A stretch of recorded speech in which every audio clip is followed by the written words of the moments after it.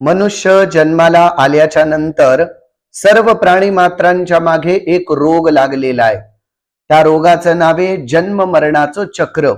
या जन्म मरणाच्या चक्रामध्ये काय होतंय?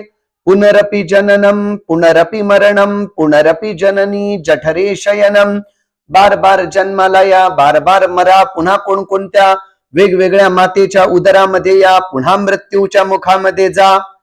बरं, या जन्म मरणाच्या चक्रातून सुटण्याचा काही उपाय आहे का? म्हणे एक उपाय. शंकराचार्य भगवान म्हणतात, भज गोविंदम भज गोविंदम भज गोविंदम मूढ मते.